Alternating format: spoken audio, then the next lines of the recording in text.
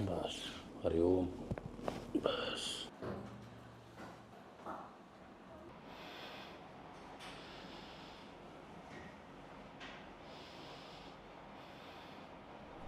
एप्रिलमध्ये पण हे केलं होतं आम्ही, फिजिओचं घेतलं, त्यानंतर बरं होतं. पण आता अचानक रविवारपासूनच सुरू झालं. त्यांचं C1 आणि C2 वरती खूप प्रेशर आहे आणि डिजनरेशन झालेलं आहे. 5, 4, 5, 6, 7 पर्यंत त्यांचं पूर्ण बल्ज येते. ती गादी C6, 7 मध्ये गादी बाहेर आल्यामुळे त्यांना त्या हातामध्ये पेन येतो. नर्व कॉम्प्रेशन झालेलं आहे. ठीक आहे. या हातात जास्त येतं ना. हो, लेफ्ट साईडलाच आहे ते. एकदम रिलॅक्स राहायचं, काही घाबरायचं नाही.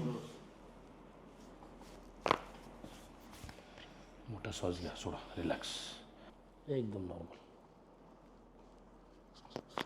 बस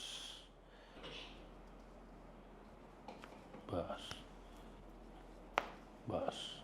तो अंगठाच फक्त तिला हे होतं, मुंग्या. काही काळजी नका करू.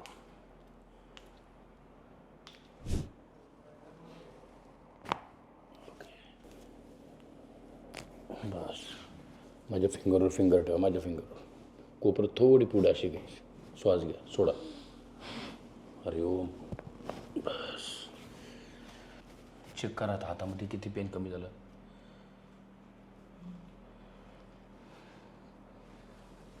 चाला आता कॉन्फिडन्सली चाला, बिंदास. रिलीफ झालं हे असं. हां, मुवमेंट पण वाढणार तुमची आता पूर्ण. हे थोडं असं केल्यावरतीच इथे दंडामध्येच कळ येते. आता येते. हां. बसा येते.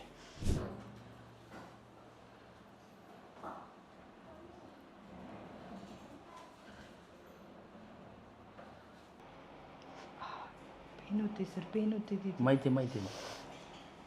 काय घाबरायचं. श्वास घ्या, सोडा.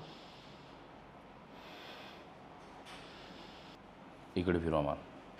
शबास, इकडे फिरवा. ठीक आहे, अशी करा मान. Very good. करा. खाली बघा, वर बघा, खाली बघा.